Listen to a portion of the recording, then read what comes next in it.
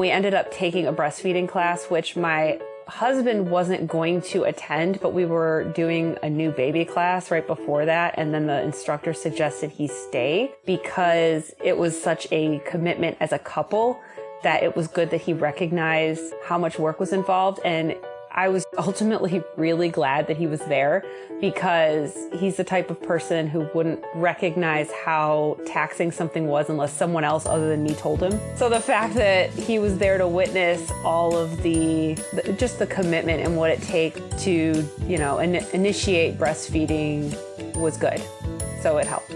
Balloons, bazookas, boobies, bosoms, boulders, cans, hooters, knockers, melons, honkers, jugs, rack, tatas, tits, torpedoes, guns, bust, doorknobs, coconuts, and our favorite one, the girls. Welcome to the All About Breastfeeding show, where your host, Lori, highlights mothers just like yourself and goes beyond the surface questions and digs deep so they share not only their joys and happiness in their daily breastfeeding life, but also their pain and struggles and how they worked through them.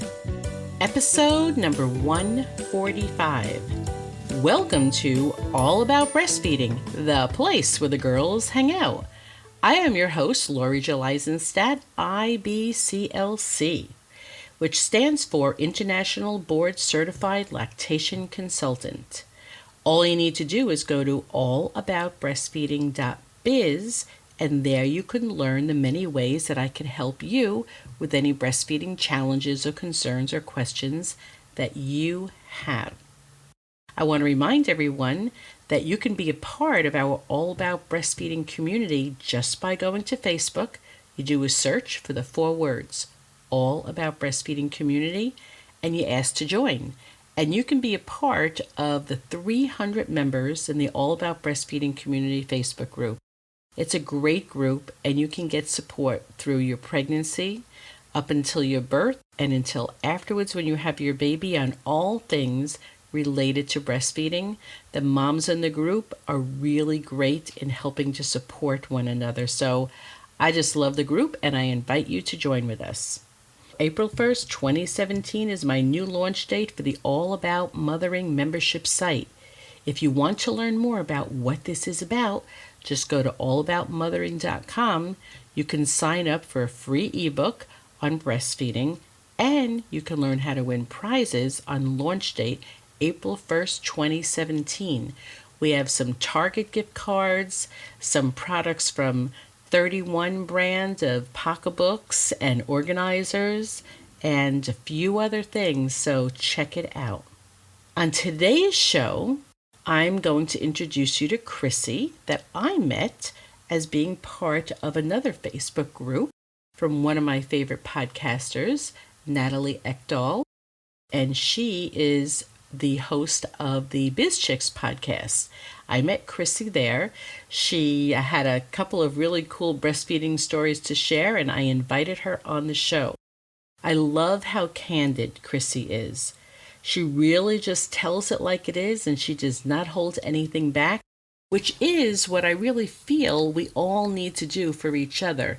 Otherwise, we all just walk around with a smile on our face, telling everybody in the rest of the world that things are fine. And for some of us, it's not so fine, and it stops us from getting the help and support and camaraderie from other mothers that we need. So Chrissie has 3 children, and she was funny because she started off the show by saying that her second and third baby, well, they breastfed well, but it was her first that gave her such a hard time with breastfeeding. She also said that it was her first baby who made her maternity leave difficult with her second child.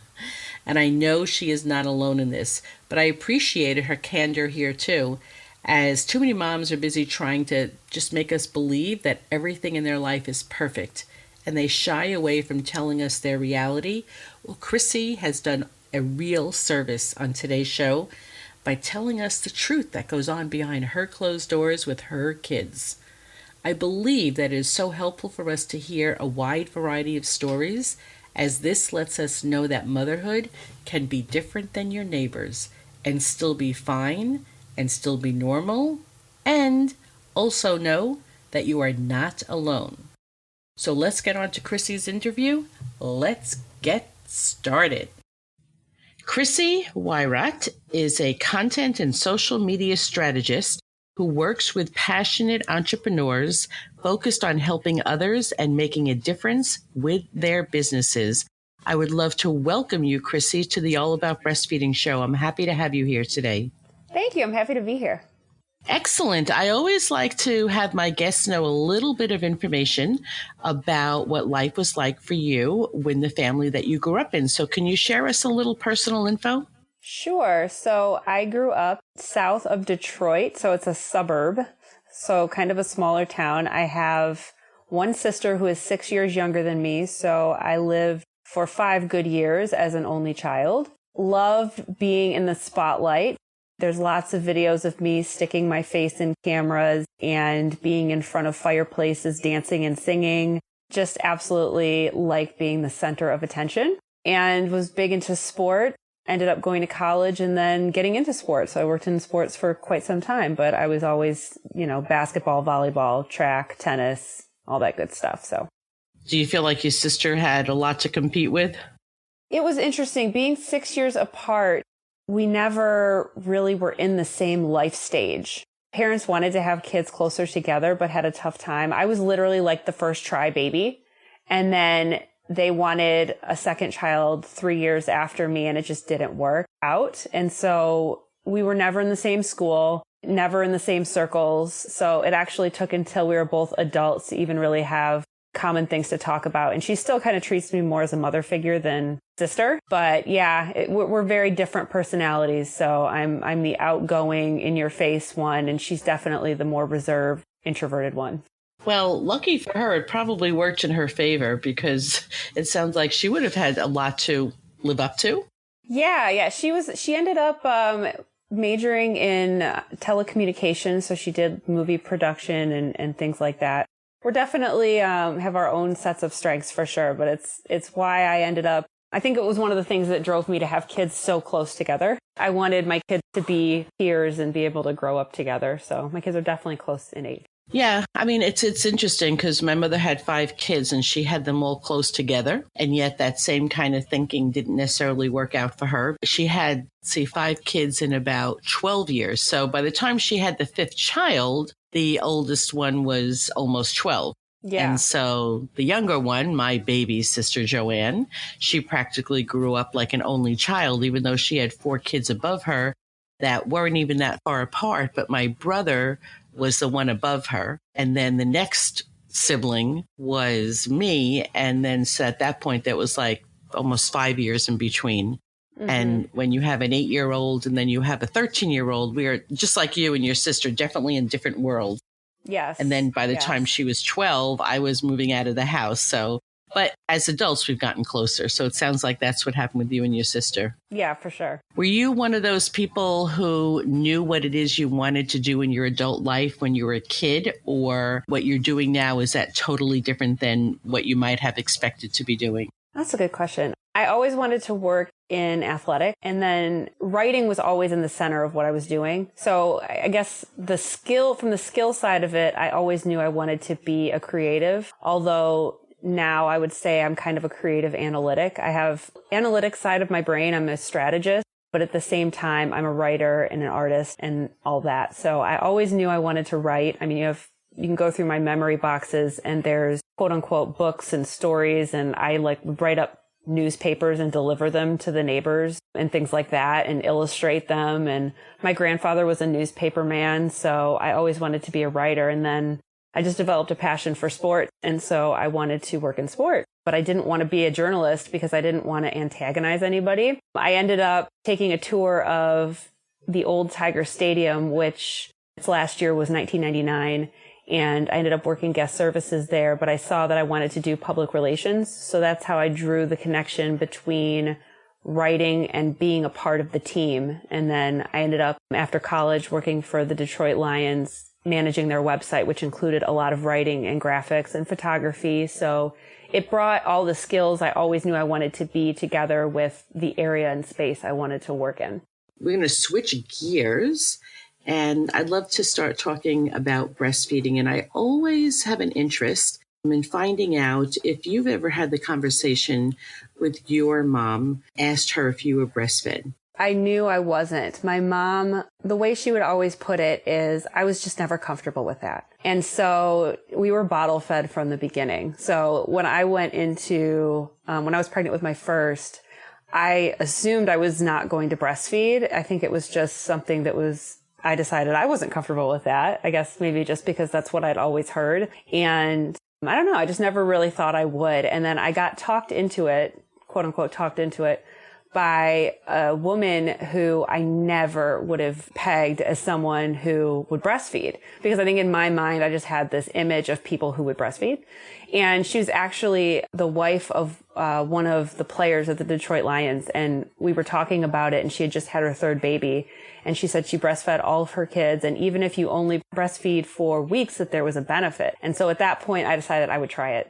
Wow, that's so interesting. I like how you say, because we can't help but have our own bias or judgment, or not that it's even on a conscious level, but that you said that it's someone who you never ever would have pegged to have been someone who breastfed, and or maybe someone, maybe even if she did, just certainly not talking about it publicly and advocating and encouraging other moms. So kind of came out of left field a little bit, but that's good. Yeah, and it actually changed my perspective of it. Because she was somebody that she's definitely not an outgoing individual. And I would see her as someone who would be uncomfortable in certain situations. So for her to articulate that to me definitely impacted me. Yeah, that's so interesting. So was she close enough to you that when you started breastfeeding, that you were able to ask her for help, questions, support? No, not at all. Well, I'm somebody who, as soon as I decide I'm going to do something, then I'm going to do it. So once I decided that I was going to try it, you pretty much probably gave me 48 hours to learn everything I could about it. And then we ended up taking a breastfeeding class, which my husband wasn't going to attend, but we were doing a new baby class right before that. And then the instructor suggested he stay because it was such a commitment as a couple that it was good that he recognized how much work was involved. And I was ultimately really glad that he was there because he's the type of person who wouldn't recognize how taxing something was unless someone else other than me told him. So the fact that he was there to witness all of just the commitment and what it takes to, initiate breastfeeding was good. So it helped. I teach breastfeeding classes all the time. And in fact, just last night, I taught a breastfeeding class. And because the moms tell me, and I've been doing this for so many years, that one of the things that the guys will usually say who are coming, usually tell their partners, I better not be the only guy. And so sometimes I will literally get emails saying, by the way, is my husband going to be the only guy? And I can never guarantee that. Even if there's 3 couples, 2 of the guys might wind up crapping out. So I don't know. I can tell them 2 other guys are supposed to come, but no guarantees. And anyway, long story short, last night, there were 3 pregnant moms who came.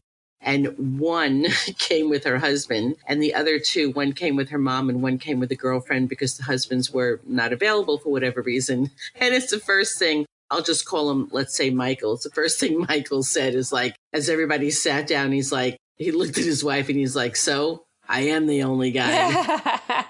Aw, poor pretend Michael.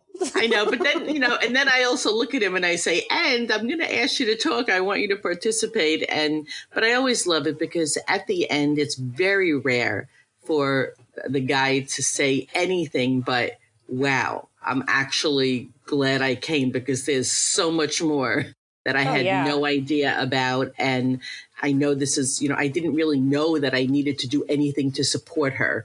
And I didn't know, even if I knew that, I didn't know what it is I can do or what I should look out for. So hands down, almost every single guy is thrilled that they came. Yes, my husband was the same. So you took a class. Did you go all in and watch videos? Did you attend any breastfeeding mothers group before your baby was born?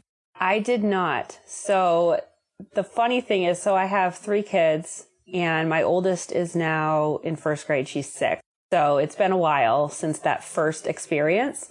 And then my son was born, they're about 19 months apart. And then my baby, the baby just turned 2 in December. I'm going to give this the overview before we really dig into it, that my first child was the only problem I had. And it's true of her personality for sure. But it was the first that she gave me the hard time, and it was an interesting experience because, to talk about the class, you go to the class and one of the things that they say is, it's amazing how nature is, and that if you just leave your baby on your bare chest after they're born, they'll actually work their way to the breast and start feeding. And after I had my daughter, I'm like, that's a bunch of crap. There is no way there is no way. I mean, that child was going to do anything and everything to fight me. And then once I had my son, who was actually a C-section, I had 1 C-section in between 2 vaginal deliveries. When my son was born, I was like, oh, this is what they're talking about. My son loved boobs, and so did my third. So the second 2 went right to it, no problem. And it was that first child. She still is this little stubborn thing. So yeah, that was where I had the real, and of course, fittingly enough, that first experience when you don't know what you're getting into was when I had the difficulties. There's this one video, it's literally called the breast crawl. And if someone brings it up in class, I do talk about it, but I refrain from showing it or planting those seeds because that's a huge expectation. And the problem is, my little joke is that our babies are not reading the books, watching the videos, and knowing what it is that we expect of them. And while some will do what we expect, then others won't. And when they don't, we then think that there's something wrong. So It's a really nice way to start off breastfeeding after the birth with that breast crawl, but sometimes it doesn't work. And so if someone does bring it up in class, it gives me the opportunity to say, that's great. And when I'm with moms and their baby's born, we can certainly try. And there's a fair amount of babies who do. They just follow protocol, but then other babies don't. So we got to be prepared for other tools in our toolkit, so to speak. If we have a baby, like you said, well, you labeled, and said little cutie pie is stubborn. She wasn't following the rules. And sometimes other babies just can't. They might have a health issue. They might have a problem breathing. So they can't go right to the breast and hang out on the chest and do that whole breast crawl thing. So I really like parents to think in terms of there are many variations of the same theme, and it frequently doesn't go the way that you expected. And frequently, gosh, it just always tends to be with our firstborn. And I think part of it is just our lack of confidence and knowledge, and who knows how this is all supposed to unfold, this whole breastfeeding thing. It's your first time around. I would love to hear a little bit more about your stubborn girl. Oh my goodness, stubborn baby. So she was born, and I wanted to do the whole breastfeeding thing. And, they tell you to, put her on the breast right away, and she couldn't have cared less. So I was an emotional wreck because hormones. It was funny. My husband was trying to stay in the hospital room with me. My husband is he's a big man. He's 6'3" and with a large build. And he had actually had back surgery within a year of Abby being born. So he was trying, God bless him, to sleep on the couch. And at one point I finally and they kept coming in to try the breastfeeding. So they would come in and turn on the lights and all this stuff. And because Abby was born, I think evening. So by the time we were ready to get settled in, it was time to go to sleep, in theory. Then it's ready, set, action. Lights come in, do vitals, check everybody. Yes. So I sent my husband home, which, I'm like, you're of no use to me if you're exhausted. So go home and sleep and come back. Well, I sent him home. So then I was even more of an emotional wreck. Literally, you could have said cheeseburger and I would have started bawling at that point. The best thing that happened to me was I had this snarky, amazing older woman as a nurse. And as I was having these problems nursing Abby, she just at one point went on this little rant and she said, everybody says that breastfeeding is supposed to be easy, and that's a load of crap. It's not easy. Nobody knows what they're doing. You don't know what you're doing. The baby doesn't know what they're doing. Nobody knows what they're doing. So just don't even worry about it. Most women end up not being successful with no problem. You'll get it. And that was what I needed. And as soon as she affirmed that, okay, it's not just that I am a complete lunatic here and I have no idea what I'm doing, I had the resolve that I was going to do it. Ultimately, the problem we had was really just she just didn't care. She was just angry. She just didn't want to latch on. At one point, I was thinking, how do people have enough hands to do this? I mean, I'm trying to do it. The nurse is trying to help me and she's still not latching on. And you go into the situation believing, as much as you don't want to admit that you believe this, it's like formula's the devil. You're not supposed to give them formula. It got to the point where she was so hungry that we were not going to make any progress. She was starving. And so we finally gave her like 2 ounces of formula, and that helped a little bit. But it was really just a battle of the wills. And I decided that this was going to happen. And so I just had to keep trying to get a real latch. And I know that once I finally got that latch and understood what that was, it was a bit easier. And then I was one of those lucky people that had a ton of milk production. Well, I guess you could say it's lucky, and in some ways it's not. But I had a lot of milk production. So once my milk came in, it was a whole lot different.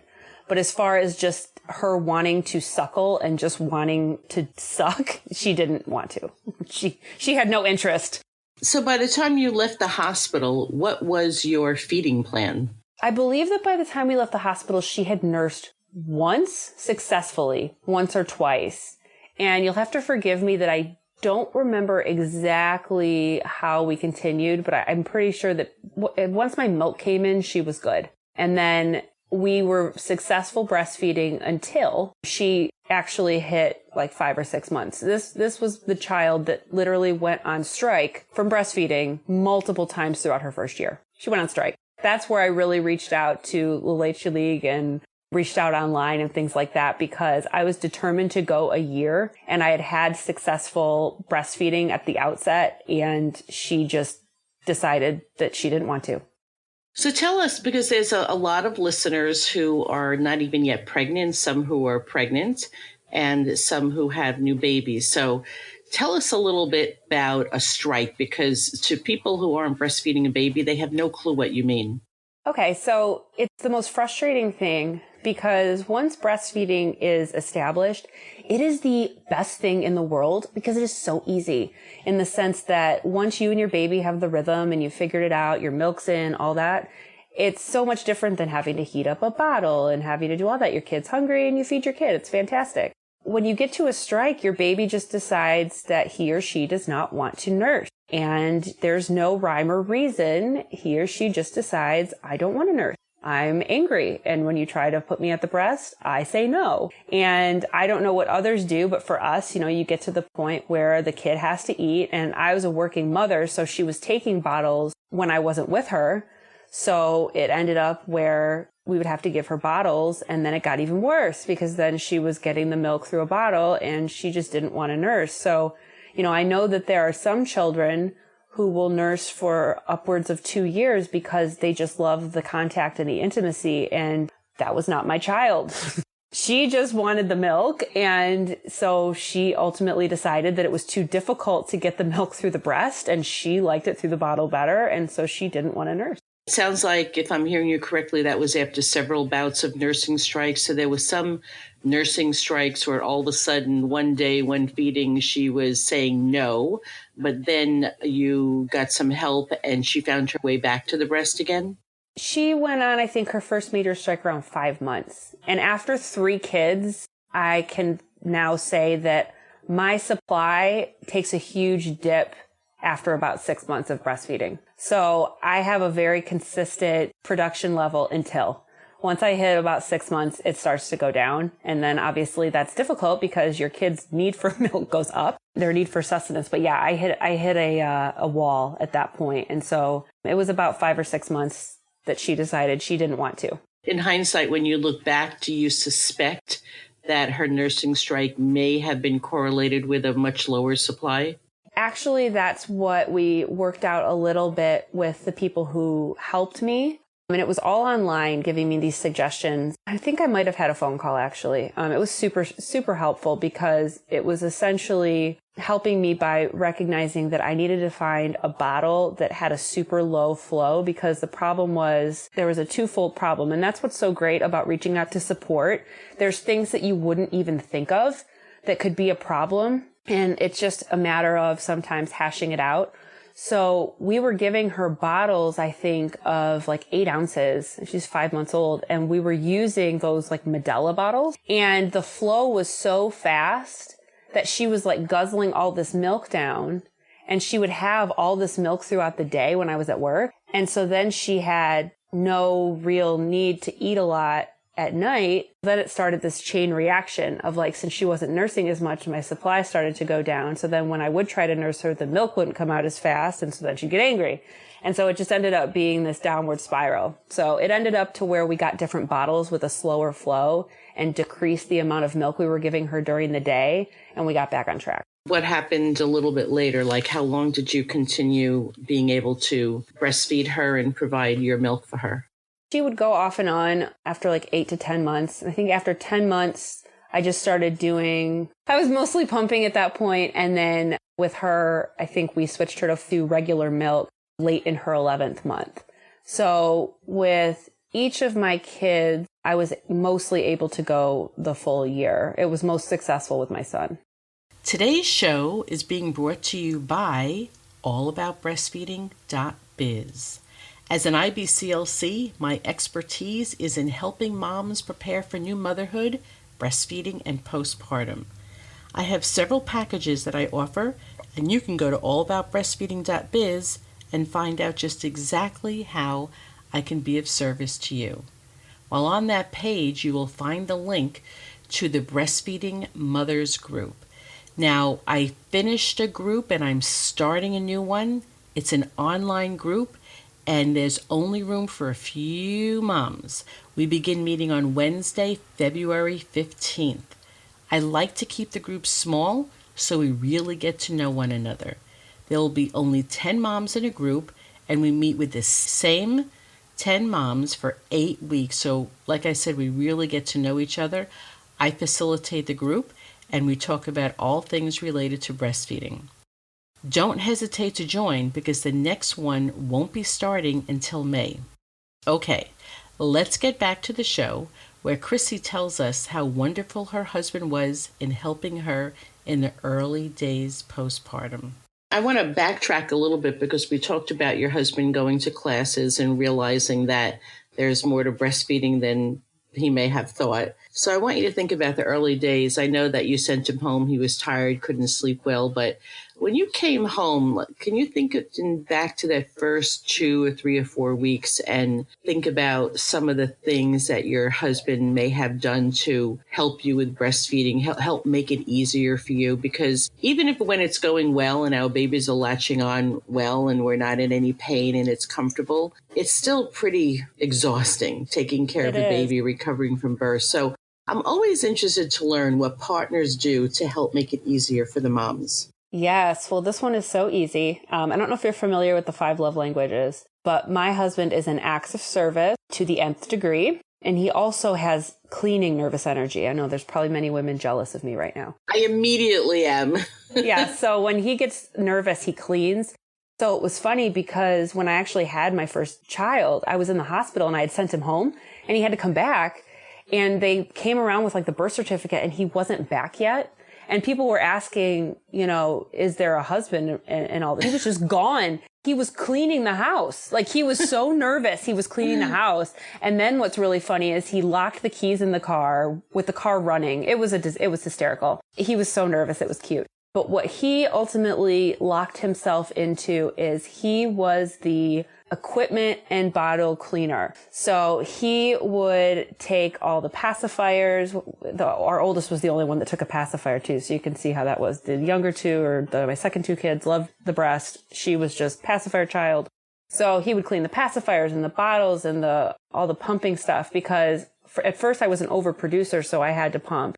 And then once it got into where I was working, obviously I was taking my pump to work too. So he was the dish guy. So he would do all the dishes. We got like the steamer bags for the microwave. And so that was his thing was to take care of that. He would always bring me food, bring me coffee. He's the guy that brings breakfast in the morning. And he definitely, thankfully, was appreciative of the fact that I handled a lot of the night duty because I was the breastfeeder. So I think that he recognized how much it was nice that he got to sleep. And so he definitely did do a lot of house cleaning and housework. He brought it on during the day in the hopes that you would leave him alone at night. Yes, and then with all 3 kids, which I'm sure this is probably common of a lot of babies, if it was to a point where I said, I can't right now, I need you to do it, you can hear the irritated scream from the child that is, this is not mother. Who are you? And I don't want you. I want mother. So it was like, so then you'd hear that cry that was like, the baby's angry. So then you'd get up anyway.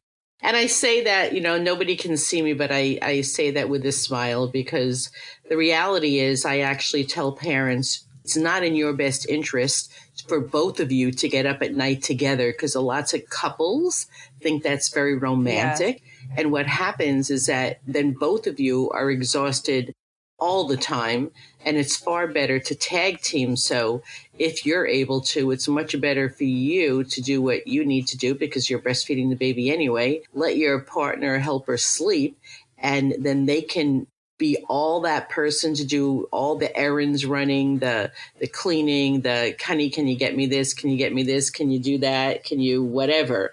Even changing every single diaper if they need to. But they can, the point is they could be much more available to you and much more of a help to you if they're getting a little bit more rest than you are.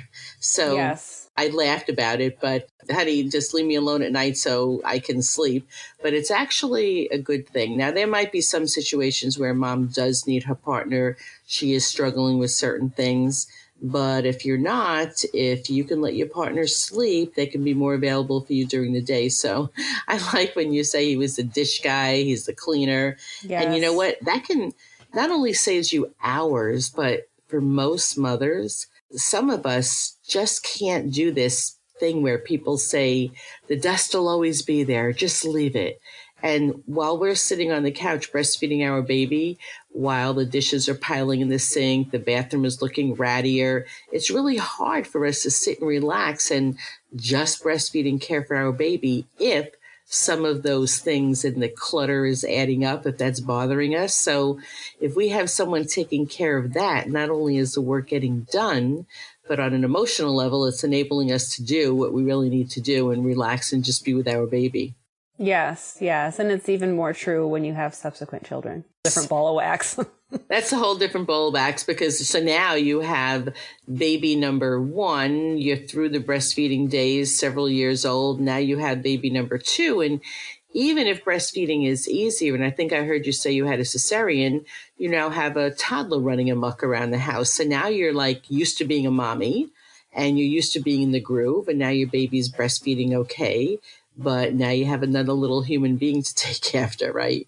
Yes. And it's funny because my current general practitioner, she recently had her second child, and her first 2 kids are about the same age apart as my first 2. And my first 2 are about 19, 20 months apart. And my oldest child, as I have said, is by far the most difficult. As much as I don't want to scare anybody, it made my general practitioner feel better when I said my daughter made my maternity leave pure hell. It was awful. She wanted my attention, and I had 2 under 2, and she just wanted my attention all the time. She would wake my son up and then ask for attention after she'd wake him up. And then I had a C-section. So my son was head down, but he was transverse in that he was looking the wrong way. And he has a head that's a little larger than or a different shape, I should say. So I pushed for 3 hours and he was stuck. So we had to have a C-section, and then C-section incision actually reopened after a week, and I had to have an in-home nurse and I had to repack the wound. It was a fun experience. It was very interesting. He did like breastfeeding though, so I did have that. But what ended up happening was that my daughter was so insane during the day that he would save breastfeeding for nighttime. So, because that was when it was nice and quiet. So it got to the point where we had a completely flipped schedule, where he was getting up every 2 to 3 hours to nurse in the middle of the night, and then he would sleep through most of the day.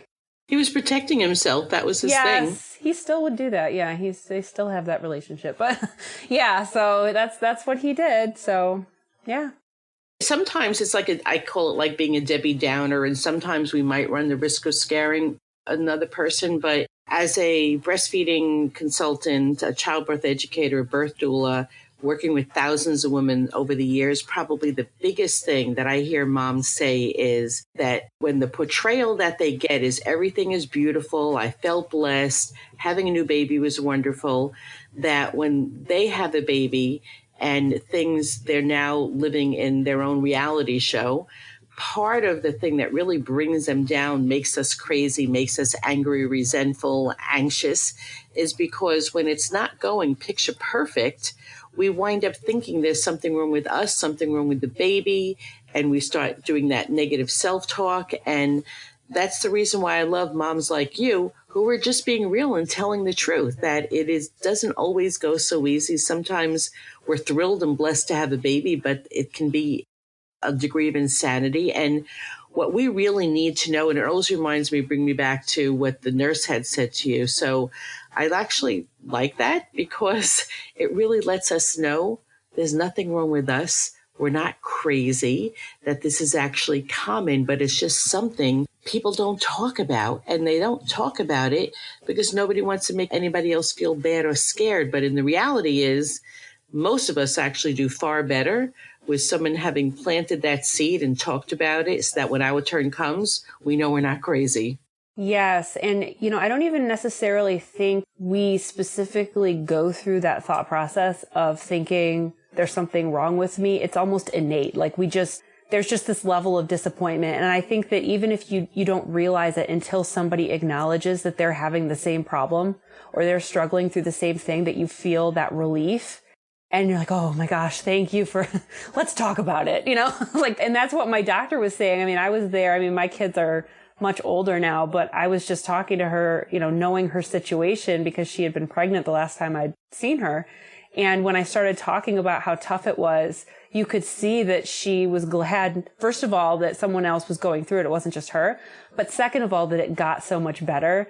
And, my kids are close in age. I love the fact that they're that close in age. And as they got older, it got so much better. But the problem was just that my daughter, my older child, was just such a need for my attention that it just became difficult. But it got better and it got wonderful.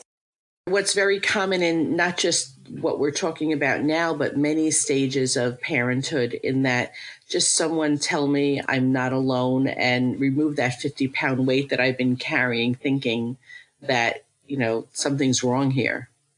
Yeah, like a good picture for this is that, so my son wasn't that old, actually. We were trying to take away Abby's pacifiers.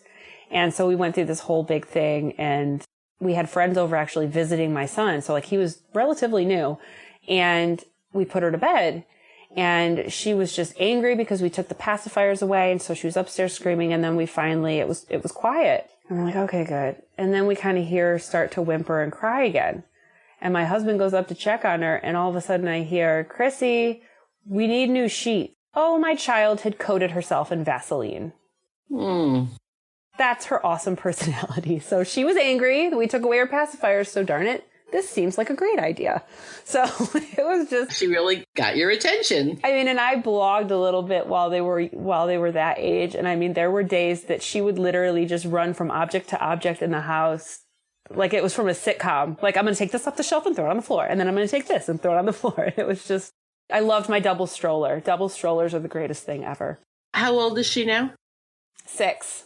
So just give me one funny thing one thing that she does that, now knowing what she was like as a newborn and her stubborn personality, that she's done in the last couple of weeks that is of no surprise to you given her personality. I will say that it's actually an awesome thing is that I told her recently, because my son is so funny. Like, he is just naturally charismatic and hysterical. And you can tell she's a little bit jealous that he's so naturally funny. I mean, he's like my husband, the big man on campus, whatever. So I wanted to make sure I articulated with her, because now we have her, she's 6, and then the baby, who's another girl, is 2. And I had told her, I said, Abby, I know Jack's so funny, but, you do some really good things too. And I'm like, you're so good at taking care of people. Like, and you're so good at taking care of Evie. Well, it was like I don't know why I didn't say this to her like 6 months ago or forever ago, because we got home and she decided she was Evie's personal babysitter for the entire night. Evie, do you want me to read you a book? Okay. Evie, would you like me to get you some milk? Okay. Evie, would you like me to do this? And it was hysterical and amazing. That's what's so funny about her. When she was little, she was so big into sabotaging things. And now she is a fantastic caregiver, and I can tell she'll be a young babysitter like I was, and we trust her with anything. She's incredibly responsible and is really good with our youngest. You know, that's such a wonderful example of parenting, of mothering, is we tend to kind of lump all our kids together and how we treat them, how we discipline them, how we talk to them, and the way that you were able to see her as an individual and to highlight her strengths and talk about it out loud so she could, like you said, sometimes it's just about, even as an adult, someone saying something out loud to us that we're like, oh, okay, because we can be thinking these things even on an unconscious level. And it's not until someone says something out loud that we're able to hear it and see it for what it is. So, and I don't know that you did that on a conscious level, but just the way that you treated her, and as an individual, you see that she may be thinking or internalizing that the brother is getting this different kind of attention for the personality that he is, and probably recognizing that that could even cause even more negative behavior in her as she tries to get that attention, but it's negative, that you were able to channel that into her strengths and something positive. That's pretty darn amazing. Excellent, Chrissie. Thank you. It was funny though. I was like, man, why didn't I do this earlier? This is like, she was the greatest help. I mean, it was fantastic because my husband travels for work. And so having her to lean on, especially and the baby loved it because the baby gets this one-on-one attention. And so she just thought that was fantastic. So that's great. I went with it and asked my son to set the table. He thought that was great. I was telling my husband, I'm like, we're the Waltons over here right now. I don't know what you're doing, but he was still at work, but I'm like, we're just having an amazing time. We might start singing here soon. And so it was a really singing great and night. dancing up that mountain like Julie Andrews. Absolutely. It was so funny. I was just like, this is great. I need to be more complimentary on a regular basis. So you've learned a lot along the way, and you have 3 kids. I'd love for you to think back to the very early days with your daughter, the first baby, separating any breastfeeding stuff. But what is one words of wisdom that you might share with another postpartum mom who is just struggling with just everything with new motherhood and the hormones and everything? Oh, see. Is there anything that you felt that you wish you would have known in those early days? You know, honestly, my first baby wasn't so tough. It was the second one, because that was when all of these nervous feelings came about, because, you know, when I had the one child, and I'm one of these really strange people who I've never feared having kids. You know, people would ask me, are you nervous when I was pregnant with my first? And, oh my gosh, it's going to be, you know, is it a big deal? And I've never, ever thought twice about having kids. And I was never afraid of the idea of mothering. But it was the second child. And I remember talking to my husband about this fear that, am I doing something horrible to my daughter because now there's going to be another kid and it's going to take away from her attention and I don't have enough time for both. And oh my gosh. And I still remember, it's funny how there's these statements that stick out. I remember being at the hospital. I think it was a hospital because, you know, when you're at the hospital, hormonal, you pretty much tell anybody your life story. I think I was talking to a nurse at the time and I said something about how I'm so worried about my daughter. And I remember she said, a sibling is the best thing you can ever give a child. You gave her a great gift. And I was so nervous. And then my daughter, who was not even 20 months old, was brought to the hospital. And I have these pictures on my wall. Abby was so excited and so loving toward my son. It was amazing. But it was that second child and a fear of not being enough and of not giving adequate attention to both. And it's actually funny that you just highlighted that about what I was able to do this past week. But probably the best advice is that your kids are all individuals And you've really got to highlight that and not try to treat them all the same, because they're so not. They're so not the same. Yeah, absolutely. My mother, she had 5 kids, and sometimes she said, I don't understand why whichever sibling's name is just so bad with money. We didn't raise her that way. And I'm like, Mommy, because we're just all different, and you're different than your brother was. But as mothers, my mother, all of her kids are grown up and everything. And I know she knows it, but sometimes in her frustration, she's like, I treated you, I taught you all about money and how to take care. And why doesn't this one? Because we're different people. We're all little different people. And then, of course, I always kid with my mother, because I always say that I'm the favorite one, and because I'm one of 5. And so I can maybe say once in a while something negative about one or the other 2. And I'm like, well, thank goodness they all aren't like the other one, because then your life just would have been hell. And it's all in fun and it's all humorous, but she gets it. It is true. I will say that if there's anything, and it's gotten more prominent over time, because, when you have a brand new baby, there's not as much of that personality side of it. But it is true that you got to let go and understand that your child was born with his or her own personality. And you're not going to do everything perfect, which as a perfectionist, I hate hearing, because to me, it just is kind of defeating sometimes. So I have to learn that if my child has a bad day or doesn't do everything the right way, it's not all my fault. We can only do our best. But I would joke with my husband. I'd be like, if they did something really, really great, then they're my kid that day. And if they do something really, really bad, they're like, that's your son. Oh, yeah. My husband and I do that, too. Listen to what your son did today. Oh, really? Exactly. I mean, I think you're a lot like me. I mean, you said your husband had a good sense of humor, but it sure sounds like you do, too. And I think that's a big part of what helps us get through our parenting, is having a sense of humor about it all. Oh, yeah, for sure. I mean, you have to. So it's super fun.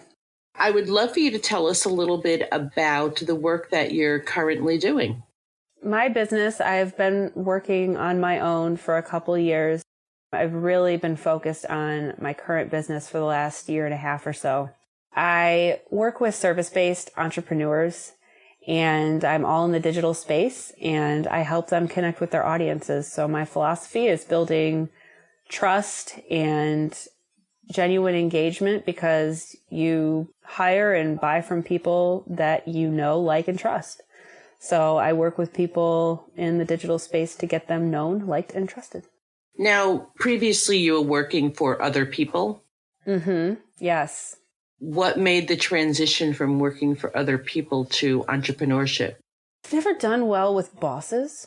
Not that I don't respect authority, but the whole idea of a corporate hierarchy never really jived with me. And I like the idea of infinite earning potential also. So, and with 3 young kids, it's a blessing and a curse to be the entrepreneur, because you're flexible, but then you're also flexible. So if child gets sick, you're the one that takes the child, and I'm the one that does a lot of the pickup from school. That, why do they get off at 3? I'm like, why? Why are they leaving at 3? We work till 5. Come on, people.